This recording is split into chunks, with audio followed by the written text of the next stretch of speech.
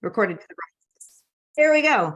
All right. Well, welcome everyone. I'm so happy to have all of you here with us today. Unfortunately, one of our panelists, Leah Mele, was unable to attend. Her whole family came down with the flu bug, and she is at home dealing with that. So we will be sure to mention her as we talk through all of these things. But this is such an important topic to me, writing on grief and loss, because as any of you, by the way, I'm Alexa Bigwarfe, host of the Women in Publishing Summit and CEO and founder of Write, Publish, Sell and Cat Biggie Press. And yesterday was a big anniversary for us, 10 years since the publication of my first book, Sunshine After the Storm, A Survival Guide for the Grieving Mother.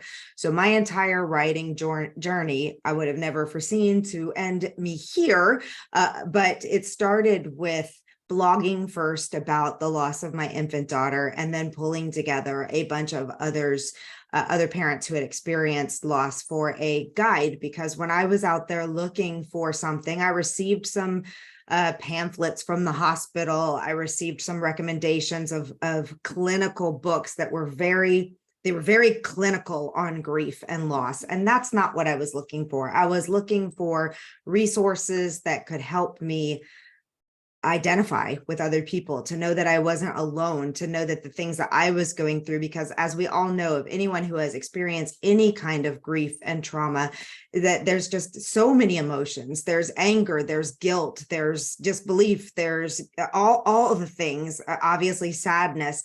And I didn't find that. So I brought together a bunch of people, and we shared our stories and kind of put together a guidebook for grieving mothers that says, hey, these are some of the things you're going to come across with.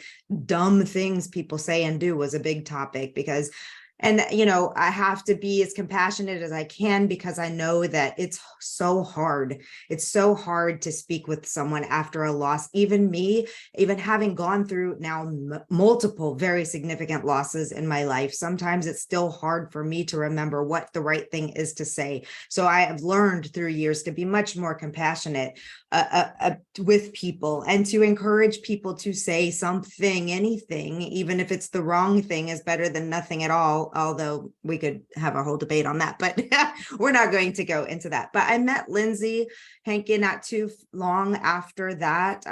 She also experienced the sad loss of her daughter, and is a therapist. And finally, recently, has it published yet? Did your book come out? My book, I haven't really announced it yet. I was going to start in January, but it's good to start slow. That's fine. It comes out in May 21st of 2020. So it's coming out, published by She Writes Press, correct? Her memoir. And she is a therapist and has done a lot of work on grief and loss around pregnancy and infant loss as well. So we'll learn more about from her.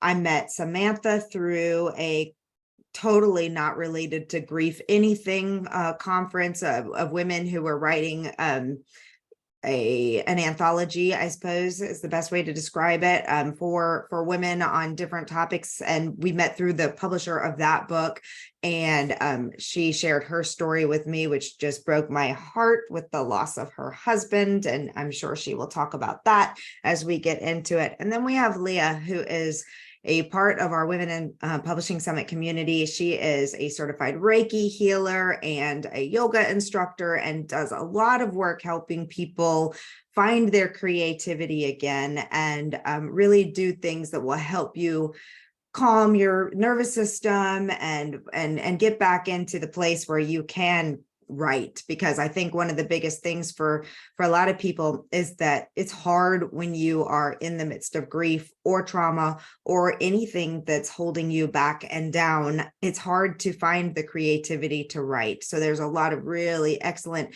spiritual healing and yoga type healing and meditation and all of these types of things that can really help you find that place again. So our goal today is to have a conversation around writing on grief and trauma, to talk about why this is important, not only for us as the writers who are using, it's very much publishing Sunshine After the Storm was the most healing, cathartic thing I have ever done. And it doesn't have to be on loss of this nature. Loss impacts us across the board. It can be loss of a family member. It can be loss of a job. It can be divorce. It can be a global pandemic. Like, there are so many things happening in our world right now that are just hard to wrap your head around and causes all of us grief and trauma.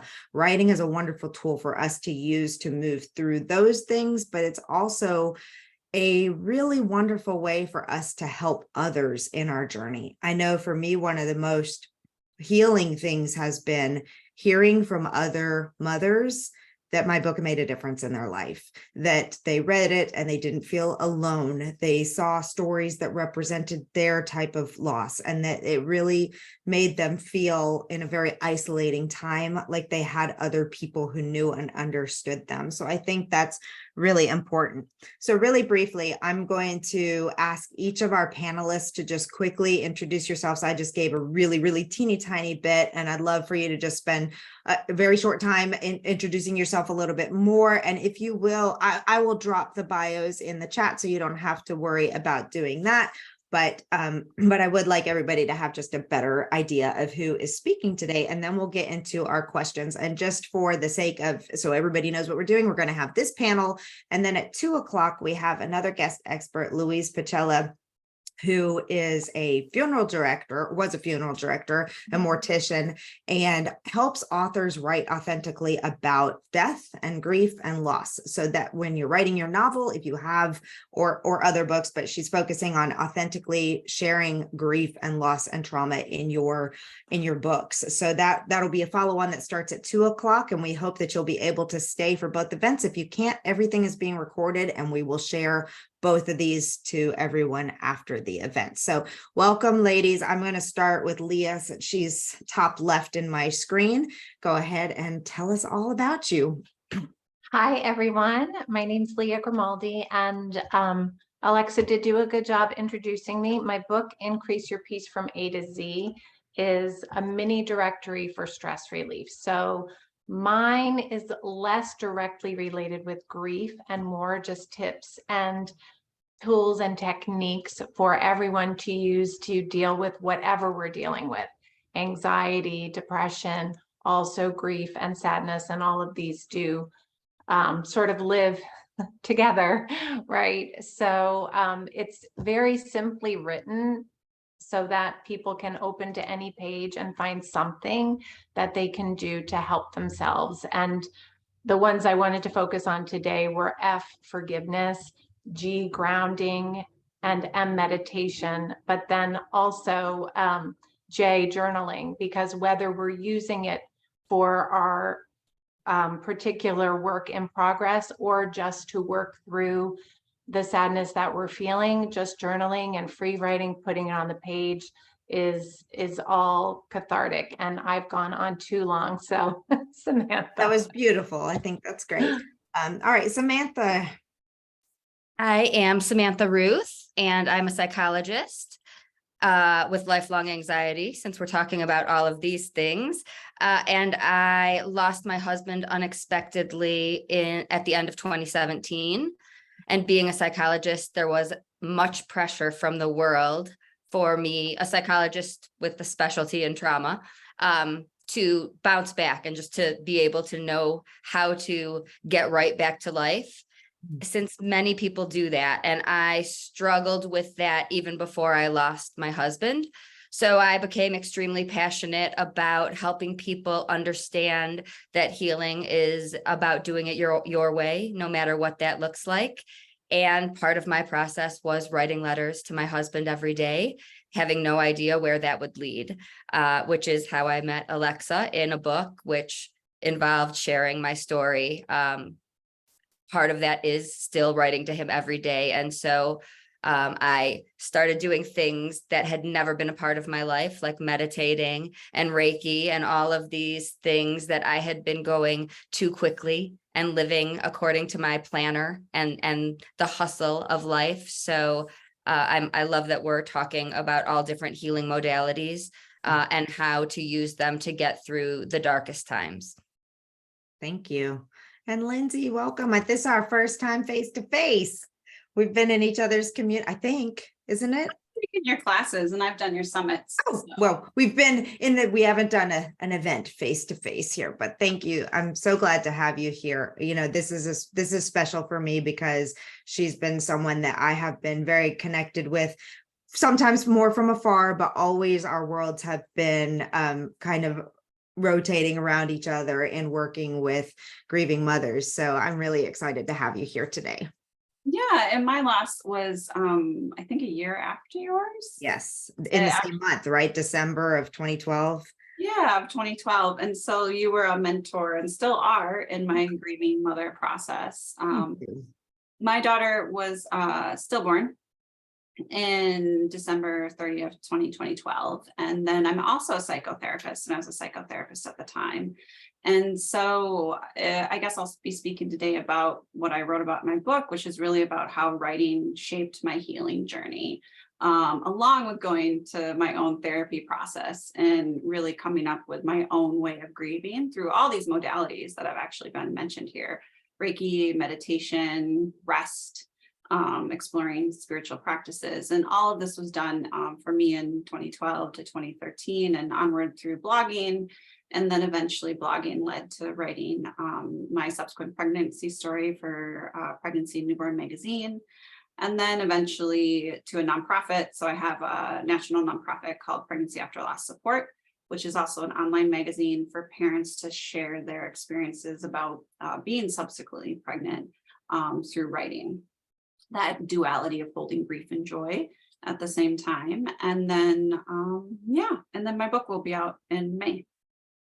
Wonderful. And I got a chance to preview it, and it's really beautiful.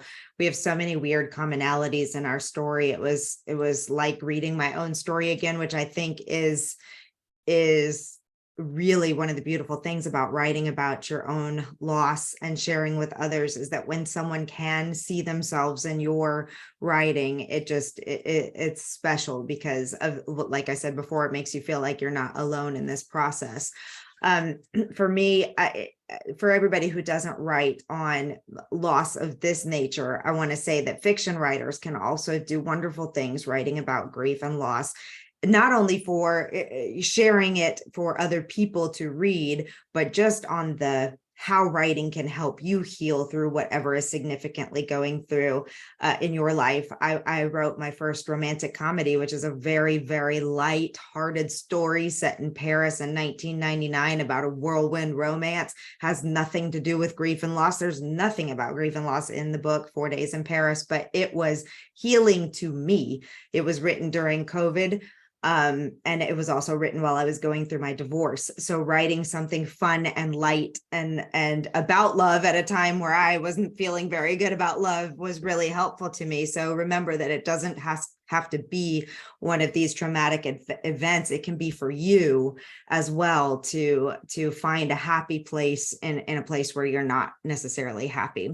So I'm going to start with Samantha really quickly with a question, and just I'd love to know, you talked about how you were trying to do this timeline and get through all of the things. So what are some of the tips that you can provide to people on that process, and some of the most helpful ways for those who are suffering through some sort of trauma or grief? What are some of your tips for them? If you don't know me, I'm blunt. And I say it like it is. And one of the most difficult things is tuning out everything and everyone else. And our loved ones mean well, and they have suggestions that might work for them. And we really have to stop comparing and looking at anyone else's journeys and paths and do what is right for us. And what was right for me was being in nature, being away from all of the things that I had done previously. Like, I did not look like the Sam that anyone had known. So all of the things that were fun for me were overwhelming and too much. And so the things that people liked to do with me added stress and anxiety. So I had to tell people, please understand that this isn't familiar for me either. And I need you to understand that I don't get it. And please just do what I need, even though it makes no sense. So I would say, give yourself space and grace and do what feels right, even if it doesn't make sense. It doesn't have to, and you don't have to know where it's leading. I was literally doing things that I thought were not productive, like sitting in the dirt and playing with sticks and finger painting in the middle of the night. But it was productive because it calmed me down a teeny bit. And here I am using art for healing and using play for healing. So we don't have to know, even though we want to so much. I love that. And I often talk about how there was the Alexa before Kathryn and the Alexa after Kathryn, and how when you go through an event, a traumatic event like that, like you are a different person, and you're exploring and doing all kinds of new things. And I had always wanted to be a writer when I was growing up. My mom jokingly tells people that I wrote my first book on the couch cushions. I took with a marker and wrote some things on the couch, but I never could anticipate that that's where my writing career would actually start, is writing on grief and experimentation with different things. You mentioned playing in the dirt. For me, it was doing something completely different, which was starting a blog and just putting stuff out there and being able to write about it, which leads us right into the perfect question for Lindsay, and that is about like the therapeutic nature, about writing as a therapeutic technique and the research benefits behind that and how it is so helpful. Yeah, so I mean, writing as an expressive writing specifically as a therapeutic technique has been around for, I don't know, I mean, forever, right? Like I write my book, like I wrote letters to my daughter that died too. It's just an intuitive process of connection, like what we call continued bonds with the deceased, right? Which is so important. And I smiled, Samantha, when you told me that you still write letters to your husband. My grandma, whose husband died 15 years ago, still writes letters to him every night before she goes to bed. It's that continuing bond, which we have learned over time that grief doesn't, so I'm getting the long answer to your question. No, that's fine. Grief doesn't end a relationship, and like research, and then I get dates wrong, but I think it was like the 60s or 70s changed the dichotomy of like, the stages of grief to like, and then being over. Whereas like we never actually end that relationship. And that's when the continued bonds theory came about. It keeps evolving. We still connect to our deceased loved ones. And even in like a pregnancy after loss and in the pregnancy community, it's really important if your child dies during pregnancy or soon after to continue that bond, to create them as a part of the family so that you can make space for other people that come after as well as a family unit. So like all of this has really kind of coalesced around like, how do we continue that relationship and also attend to our own grief? And so research has also shown that expressive writing over time about traumatic events, which I believe that losing a loved one is a traumatic event. The more we learn about trauma just in the last 10 years, like I used to talk about grief and trauma intertwined after Nora died from a stillbirth.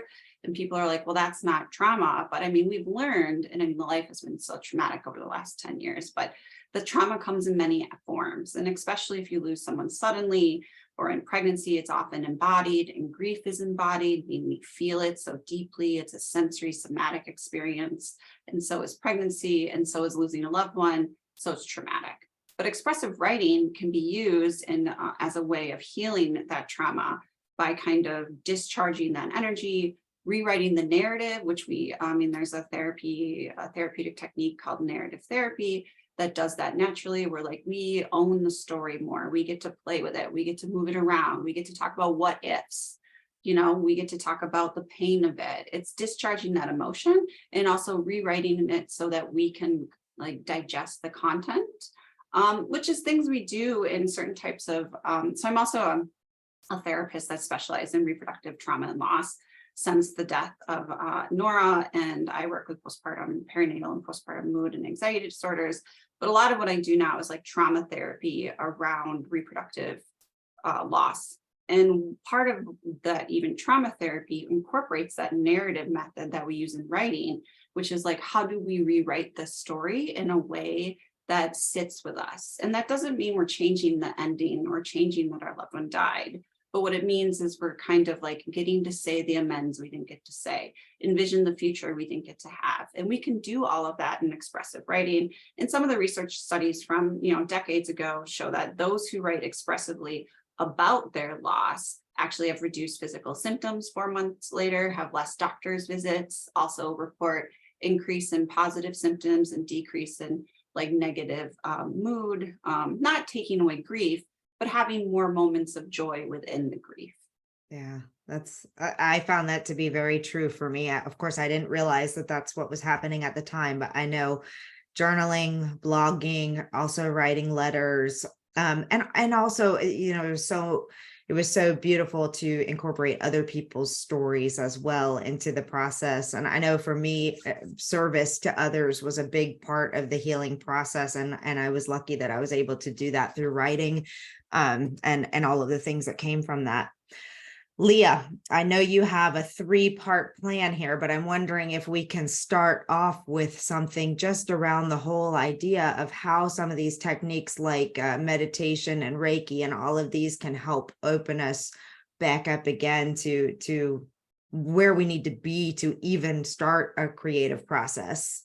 Absolutely. And I loved what both of you said about writing letters, because that's one of the big techniques that I share around forgiveness. Because if there is a loss, there may be a lot of guilt on the part of the mother or the wife or the daughter, just around their relationship, things that we wish we had said, things that we wish we had done differently.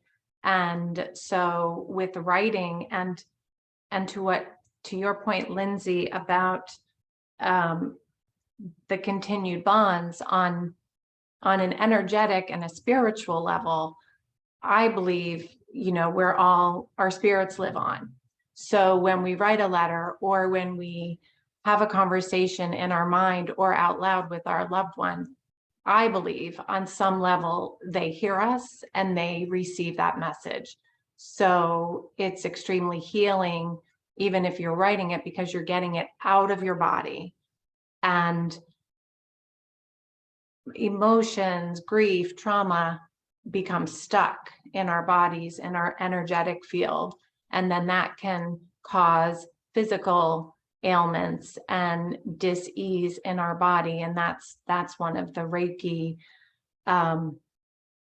beliefs, that it can get stuck. And when the energy is stuck, that can cause pain, that can cause tension. It can cause many different forms of illness within our bodies. So the more we are getting it out, whether it's by talking to someone, writing it down, sharing it, and I believe the same as all of you, that when we share our story, and if we can even touch just one person, then it is so fulfilling to share that process, and realizing that we're not alone. So writing letters, Reiki is just energy. It's just working on our energy field. And often I try to teach people that our energy is just as important a facet of our being as our physical body. So just as we exercise for our physical body, doing Reiki is a way to take care of our energy body. And if someone is certified in Reiki 1, the basis of that practice is your self-practice and your self-care, so that you're becoming aware of your energy and how to protect it, and how to set boundaries, and how each of our energy impacts each other in how we enter a room, or how we speak, or, many people are just not aware of that, and it's becoming more, which is wonderful. But just the way we behave and carry ourselves, how that affects each other, because we are all connected energetically living on the earth. So we affect each other. And so I'm very happy that and that it's becoming more a part of therapies, and more people are aware and making it part of their practice. It's interesting because I was never one who followed the woo, if you will. Like, I didn't know anything about Reiki. Meditation, I just was kind of like, I can't do that. I can't even sit down and like focus on a thing, let alone nothing. And so, and then I've learned some different techniques, but it was at the conference that Kate Butler put on. She's the one who did the books that Samantha and I were a part of, and she does a conference for her authors. And this was in 2017. I think we went to Philadelphia, and she had a Reiki healer there, and we could all sign up for a session. I was like, I don't know what this is, whatever, I'm going to go back there.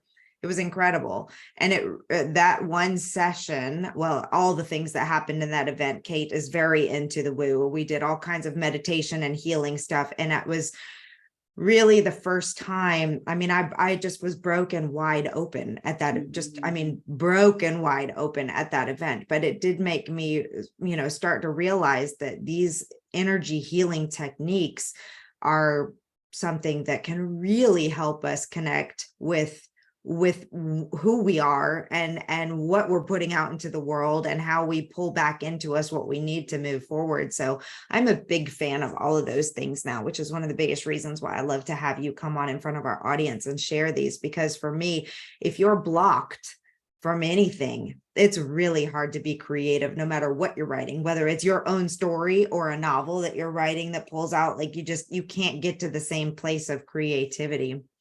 Samantha, so what made were you writing before you contributed to your book? Do you have another book as well? Tell us about how writing came into your world, and at what point in time you decided that was a path you wanted to use as well. Like you, I've always written. I have journals, and my mom can point back to whatever young age and say, I would be a writer, but I didn't share it with anyone ever. I connected with Kate Butler after a very pivotal week in my healing journey, when I connected with the Jack Canfield community. And I thought that was my path, that I was meant to work with him. And I connected with her very, like, within 5 minutes of connecting with him. And she, like she always does, saw my story and saw that I would be doing things with grief when I was extremely resistant to it at that point. I didn't care about other people's problems, let alone helping others at that point. But she knew, and she saw that I would be doing this work. So I just was writing to heal. I really was. I didn't see a bigger picture, and it found me. Like, you listen to the universe. I started doing anything to not be in so much pain. So I also was not into the woo. I was a very literal, logical person. I went to University of Michigan, and that stuff didn't work for me. I have clients who it worked for, and I was fine referring things for them, but it just didn't work for me. Like you, my mind wouldn't slow down. But I was in so much pain that I was willing to try anything. And lo and behold, suddenly these techniques helped, and magic began to happen in those moments. And I was able to recognize that slowing down and pausing and resting and all of the things that I had been too busy to do while I was working away my life were the things that I absolutely needed, and I will not budge. Like, those are my non-negotiables. There are things I will adjust in my day. Adjusting is absolutely necessary, but I will not adjust meditating. That is absolutely something that gratitude, journaling, these are things that will get done. Whether I move other things, that can happen. But those things keep me sane, grounded. They make my journey became less painful, a little bit more comfortable. I started to be able to breathe and find the answers through others. I connected with people who were further along. I met widows and started to find my path, which was not anything like I would have expected. Again, I took another year off, which logical, literal Sam would have been back to work, making money, thinking about the answers. But I didn't know why I needed to meet those people. Those are my people.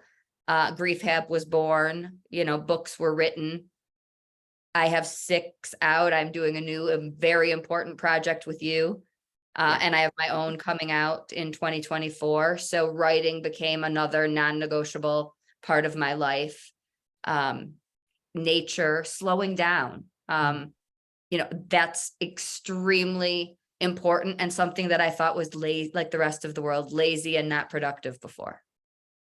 I think the slowing down piece is tremendously important. And in fact, that when I did my Reiki session, the thing that stuck with me the most, she said a lot of things to me that day. I don't remember anything except for her saying, "You're a runner." And what she meant by that and what she explained was she didn't know anything about my story, nothing. She said, "I can tell there are some big things that have happened, are happening, and you just keep running and running and running as hard and fast as you can." And I have not shared this publicly at all, but since we're in, amongst us and 100 of our friends, well, just like I finally in this last year took the steps that I needed to go through the mental health process and have been diagnosed with complex PTSD, not only because of my loss, but because of my time in the military as a combat veteran and all the things. It's complex because it's multiple traumas that have all piled in together. But through that process, I have started therapy and working with all the people and doing all of the things. But one of the things that my therapist has said was, some of us are stuffers. We push it down, we push through, we do all the things that we need to do to just like completely keep ourselves so busy that we can't slow down. We can't stop. I don't allow myself to slow down because when I slow down, I have to feel. And I don't want to feel all those things, but it's leading to a place where I am I have to slow down because nobody can live in long-term and duration going at this pace all the time, doing all the things. And putting in the military stuff, she was like, it's really interesting because as a military officer, you were basically trained to be this way. You were trained that you cannot stop and assess, feelings, emotions, any of those things. You're in a war zone. It has to happen how it happens, and you don't have time to think. You don't have time to do. And I know everybody's situations are different, but I know in a room full of women, many of us are the mothers, the caretakers, the providers. Not only was I dealing with my own stuff when Kathryn died, my dad had a stroke and was in bad shape, and we were caring for him. There's no time for you, which I think is why the writing becomes so important. I would get up. I am not a morning person. I had to do that in the military, and I swore I would never do it again. But at that point in time, the only space I had for myself was at 5 o'clock in the morning. So I would get up at 5 o'clock in the morning so that I could write, and so that I had that time to focus on what I was doing. And putting it into Sunshine After the Storm was just a valuable resource for me to channel that in a way that made a lot of sense. So bringing it back to Lindsay and all of your information on this, the one thing I know, and this is a question I've been asked and something that I often worried about in the beginning too, is this whole idea of re-traumatization. And when you go back and you visit those stories and you are getting those thoughts and feelings and going back to that space and place and being in that again, how is revisiting the narrative, taking ownership of the story and writing about it, how does that help us heal? But also, how do we avoid re-traumatization in the process? That's a big question. That's a very big question. You have plenty of time to answer. But I would start by saying that I'm an EMDR therapist. So I will get back to that in a second, but it all relates. So everything I think if you're coming to this workshop and wondering, like, how do you use healing or writing to grief and writing to heal, like, you're kind of all dancing around the answer, which is like slowing down. Slowing down is the insight. It is where we get the aha moments. And so, like, you're talking about accessing your body and your energy through Reiki, which isn't woo anymore in the psychotherapy community. Like, it's not. EMDR therapists are like, so we're moving into somatic therapy. So EMDR is that, and yes, yoga helps us slow down too. EMDR is eye movement desensitization reprocessing therapy. The creator even said she would have renamed it now, but it's basically about bilateral stimulations and using the body as you process some kind of what you brought up, Alexa, about like past memories, to reprocess them in a safe, somatic, calm, meditative state so that you can digest them more. I would say that, like, and so in EMDR, we talk about a lot of times too, and we contemplate, should we do EMDR for reproductive trauma and when somebody else is pregnant again? And the answer is complicated there. But one of the things we always say is, like, people are experiencing this experience anyways. You're already reliving the trauma. So if you're going to find a way to help calm your nervous system, if it's through EMDR or Reiki or other things where you go back to the experience, but if it's helping regulate you, like writing, it's going to help you process through it. So I guess my answer is like, when I was writing, I was already in the deep, immense pain and suffering. And the only way it felt lighter was to process it on the page when I didn't have, or the typewriter, when I didn't have my therapist, when I didn't go to yoga, when I wasn't at Reiki sessions. And so I think intuitively we need to follow some of those answers of like having space to process our pain. Now, when it comes to actually publishing that pain, I think those are two different things. I think it's important to have a great writing coach who can, like I did, who can be sensitive and say, like, this is a great place to start. We got it all out on the paper, but now how do we make this into a narrative that's digestible for the reader? So I think those are two different things. We can write to heal, but not everybody needs to hear the intensity of our trauma so we don't re-traumatize the reader. Yeah. And I think that's a process that takes place as you go through your work of art and make it more publishable, which I think is really great. It also gives you a perspective, like that second person narrative perspective of like removing yourself from the pain so you can see it in a way that is like kind of narrative therapy, rewrites it for you. Was that what else? There's more I was going to say, but I mean, that was such a great answer. If you have more to say, I please remember. continue. So in EMDR, we talk about resourcing, and in all somatic therapies, we talk about resourcing. So if we look at writing as healing as a somatic therapy, right? It's somatic means embodied, like grief is, like trauma is, like Reiki helps you with. We still, when we're doing this writing, as you're doing the writing practice, you also want to have coping skills, a space to process the pain in the ways that we've all talked about slowing down, digging in the dirt, doing the art projects, playing the piano, screaming out your back door, whatever works for you, so that you go slow enough through the process that you can come back to the page and that you can feel regulated in your life. So I would add that you also want to have space to decompress from what you wrote. Personally, like when I wrote my story, it's told in chronological order, but I wrote the ending first. And I didn't write the ending until my kids were 5 months old, my subsequent children, and 2.5. And that's the ending of the book. And then I worked with my coach and I went back and wrote the beginning. And I wrote everything about the grief journey, like after Nora had died in stillbirth and I came home from the hospital, and the before, which is the setup to like why you care about me as a character. But I finished the whole book in 2019. Then the pandemic hit and I had 2 chapters left to write. I didn't write those until, the pandemic hit, until 2022.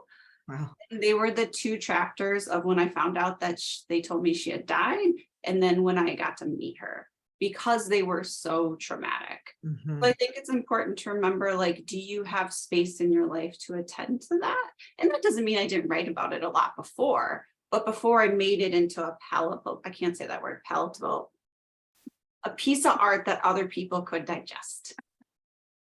Oh my gosh. Well, I think that's such an important part of it too. We just launched a journal, a healing journal, for grieving mothers yesterday. And, in this journal, the only piece that I had to write, I mean, I wrote the affirmations, I wrote the directions on the pages, but I had to write about 6 pages introduction. And it took me over 4 years to write that. And it shouldn't have taken, it was 1,500 words when I finally sat down and wrote it. It took me about an hour. I mean, but it took me 4 years to write it.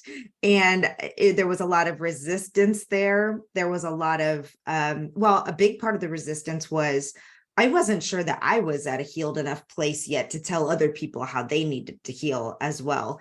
And I was hard on myself for a long time that I wasn't sitting down and writing it. But I realized looking back on it, there have been some very significant things that have happened in the last 4 years that added to and changed what I would have written in there. So I think that's another piece too, is that even if you know you want to write a book about your experience or want to incorporate it somehow, it's okay for that book to not actually come out for another 5, 6, 7, 8, 10 years, however long it is. And you keep chucking away at it. You keep doing the things that you need to do, because I think your point is so important on your book. As much as it is our story, it's not about us. By the time we go to publication, it is fully about the reader and what the reader is experiencing through that work and what they're getting from it. I think that's one of the biggest pieces. We have a lot of memoirists in our community, and one of the things that we talk about so much is that the reader has to see themselves, the reader has to feel it, the reader. And honestly, Lindsay, that's one of the most beautiful things about your book, is that it's written so well that it's just it reads like a novel, and it just pulls you in, and you do care very much about that character, but you also feel your things as you're going through it as well. And so, that's really important for me. While we're talking about slowing down our own systems, our own bodies, slow down your writing too. Get it to a place where you're ready to go for it. And if it takes you 2 years to write 2 chapters or 4 years to write 1,500 words, so be it. But when it comes out, it'll be so much better. We talked. I Yes. just want to add, I want to be clear though, too, as a therapist in healing, like, you need to write the first pages. You need to write the raw emotional stuff, and you can post it on your blog. Because if you go back to my blog that's still out there, there is like a horrible, all these spelling mistakes and like vomit of emotion about my original birth story, as I remember it, like the week after it happened. You have to write those pages, but that's not what I publish in order to get to the part that you want to publish. And you have to keep writing in between. Yes. Because you're going to change that narrative as you change over time. But all of it matters, and all of it's part of your healing journey. So true. Leah, 2 of your 3 components are forgiveness and grounding. And I want to go through these 2 pieces of it here and just say, I know for working in the grieving mothers community in particular, forgiveness is a huge thing. I still struggle with the guilt that just happens. We think to ourselves, did I do something wrong? Why did my body do this to me? Did I, jump too much or climb a ladder or do, whatever. There's so many things that come around the guilt of that it was us, that we did something that caused it to happen. But also with my dad, I struggled with a whole lot of guilt. And because my life was so crazy at that point in time, and I feel like I didn't give him what he needed as, in the time. So a lot of times with trauma, you go into any type of trauma, I could go through all the things that I've learned through my divorce and healing through that, through the loss of a job that I had. There's so many places where we do suffer with forgiveness. So I would like you to talk about that part in your healing journey, how you work with people on that element. Okay, so we talked about the letters. That's a big one. Writing a letter either to yourself or the person who you want to ask forgiveness from, or you need forgiveness from them, just putting all your feelings down. But another one is a Hawaiian prayer of reconciliation that's called the Ho'oponopono. And it's very simple. It's 4 phrases. It's thank you, I love you, I'm sorry, please forgive me. And you can say it in any order. And I use it sometimes when, if something wakes you up in the middle of the night and you're thinking about someone, or, and it might be the person you've lost, or it might just be someone else in your past. And it's just a lot of emotion, and it covers everything. And again, just like we discussed earlier, I believe on an energetic, spiritual level, whomever we're sending it to will receive that message. So I say it's sort of like a mantra, and you can do it on your fingers. Thank you, I love you, I'm sorry, please forgive me. Thank you, I love you, I'm sorry, please forgive me. And you just repeat it. And it helps. And and again, not all of this stuff makes sense logically, but to Lindsay's point about how the woo is not so woo, it's all energy, and it's getting a lot more research in, quantum physics. Einstein said we're all energy. So it's just different names for the same thing. And I've always told people, when I tell them about Reiki, I'm like, it's just energy. I'm grounded. I'm a mom just like you. I mean, yes, some things are more woo than others, but it's real. And I'm always, I say to people, I'm not trying to convince anyone anything, just try it. And then I'll sit with them and they'll be like, oh, I can feel it. So thank you, I love you, I'm sorry, please forgive me, for forgiveness, and writing your letters. And I would take that a step further, which is just a nice ritual to do. If you really want to release something, you can take that letter, burn it safely in a metal bowl or a glass bowl, and then plant it in your garden, and intend that these emotions are then going to help something new grow. So I'm a big fan of burning things in a controlled way. It always reminds me of the Friends episode back in the day when they were burning all of her boyfriend's things, but in the thing, and the firemen can't come, if anybody remembers that reference. But I like to write things and then have a little bonfire from time to time and burn them. And that's a really big releasing thing. But back to your, go ahead. And grounding. Yes. So I have a real quick thing to say really quickly, that you mentioned doing it with here. Well, these are also pressure points and part of the EFT, or the tapping that we were talking about. And this, you guys, this works. Doing tapping slowly through your fingers. I had another Reiki instructor teach me that technique because I had a situation happen and I was very off kilter one day, and I called her and I was like, I have to run a webinar in an hour and I'm freaking out. And she told me actually, she did Satanama. Yes, I do that one too. And she said, just calmly think through this and do this. And it worked. I made it through. I calmed down. It was really good. So that's part of grounding too, right? Doing these types of things that bring you into focus. Absolutely, because it takes it. So when we're anxious, it's all spinning around up here, right? And tapping, which, we can go through all the different points in Chinese medicine for the traditional EFT tapping, but grounding outside, standing barefoot on the grass, it just takes it out of your head and into your body, taking a deep breath.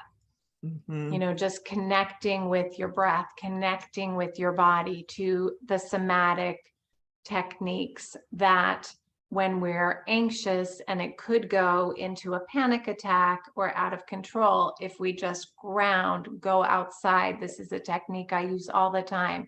And you can intend, I'm sending, and it can be anxiety, it can be sorrow, it can be grief, it can be whatever emotion that you're feeling so overwhelmed by, intend to release it into the earth.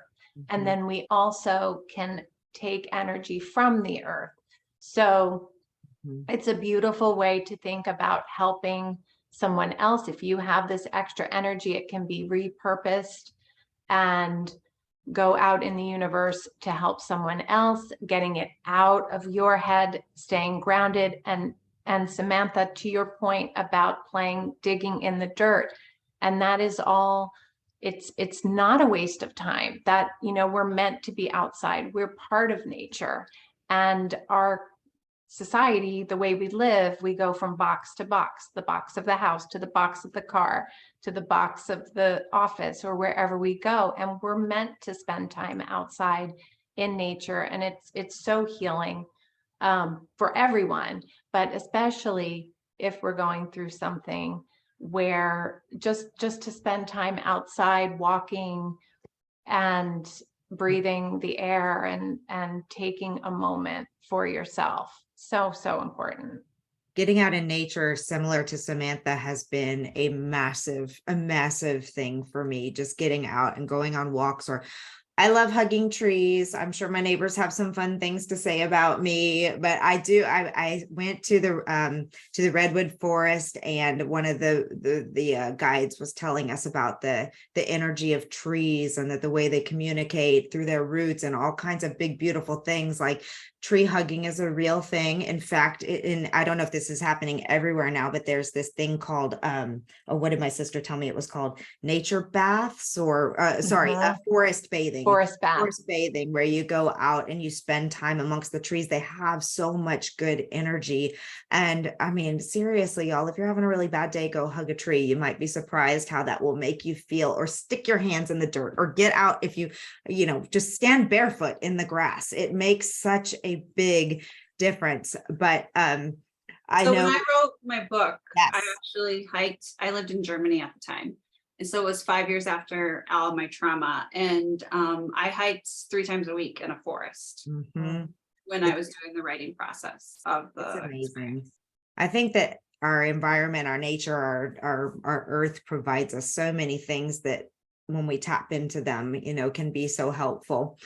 We are getting close to end of time. I want to make sure that we have time to ask any questions. So while we're doing this last piece of this, if you have a question that you really want one of these ladies to answer, please drop those in the Q&A box. I know I've seen some questions kind of come by in the chat, and we've tried to grab a couple of them, but if you didn't have it answered, put it in the Q&A box and we'll try to get through as many of those as we can. But before we go to that, I really would like each of you, we'll start with Samantha, since you do run, all of you run communities. Please tell us about the communities and the support that you offer, and where people can learn about those programs. My community is called Grief Hab because I needed rehab for grief and I could not find any support on my own. So I created it. It's on Facebook. I can put the link in the group, but I also do a ton of online support groups that people can attend from anywhere. Dealing, like you said, Alexa, any type of loss, a job, a pet, a divorce. The world doesn't talk about it enough because it makes people uncomfortable. And I want a place that people can talk about any overdose, suicide, anything that you need support for. We heal our way, and there's no judgment or criticism or timeline or topic that's off limits. So it's called Grief Hab, and it is on Facebook, and I will find the link and put it in the chat. Thank you so much. And while she's doing that, Lindsay. Sure. I don't know if my community makes sense, but for those who have experienced pregnancy or infant or child loss and then go on to have a subsequent child, pregnancy after loss support is more of like an online magazine and peer-to-peer support services. So we have online groups for those who are subsequently pregnant. And we recently also, my writing got before the book, back the same time, what's the word? I wrote an app. So our organization produced an app that's specifically for those who are subsequently pregnant. It's called Pregnant After Loss app. And so it walks you through the unique emotional experiences of subsequent pregnancy week by week. And it's free to anybody who's pregnant after a loss. So you don't I have to missed go on that like, and all of the things going on. I missed that you did that. So I will definitely share that with our community, our Sunshine After the Storm community as well. yeah, and it's for, you know, people, the community wanted an experience where they didn't have to be triggered, as I imagine in other arenas people are too, by the typical experience of pregnancy when they're on like the Expectful or all those other apps. And so it's kind of a safe place to have that similar app experience of week by week information, but Yeah. not be as triggered. I know dealing for the two of you with running these groups, I know it took me a long time. It was probably 9 months before I finally got out into a group. And part of that was because I had my girls were twins. So I had one in the NICU who was very, very sick for a long time and thankfully is now very healthy and rambunctious 11-year-old. But it was very difficult for me to get out, and I would not have survived if I didn't have these online forums and places to go. So grateful to both of you for creating these places for people who are grieving. What is the name of your community one more time? Sure, it's Pregnancy After Loss Support. So it's mostly for family and friends who want to learn more about those that are subsequently pregnant after a loss, or mostly for the pregnant after a loss parent. And I do talk fast, I apologize. One thing I was going to say that we kind of hit on, but I want to emphasize too, that you just mentioned, Alexa, is like having access to grief resources online was amazing, because the more I wrote about my grief, even if it wasn't like polished or tailored, the more I was able to connect to other people who wrote about their grief. And that's where my community really grew. So I think that's the other benefit of early writing about your grief, is the healing connection you create with other people who are also writing about their grief. 100%. That was one of the best parts about Sunshine After the Storm, is that it was a group of 30 contributors. And so together we walked through our stories and did all of that together, which was amazing. I just dropped the Grief Hab link in there. And now, last but not least, Leah, how can people connect with you, and what types of things are you doing to help with Reiki? And we didn't get to the meditation part, but meditation is a key piece of all of this as well.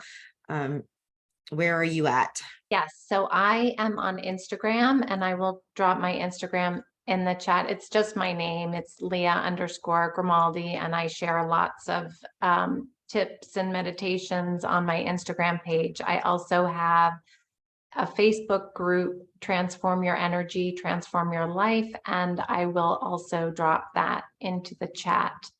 And that's a group that you need to ask for to join. And I do all different types of meditations, but one thing that did come up as we were talking is I do visualizations as well, and meditation, I think, gets a little bit, it can seem overwhelming. It doesn't have to be an hour-long meditation. It can be a walk. It can be a moving meditation.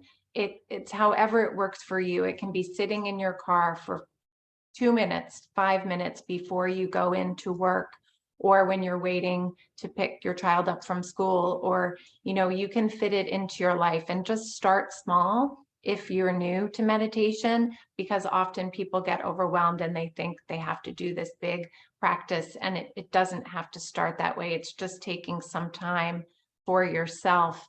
And this is what I wanted to say. Visualize yourself, if you're going through grief of loss of anyone in your life, when you're still, visualize yourself happy and healing and doing what you want to do in your life. So if you put that visualization into your mind and see yourself like, I will get past this point.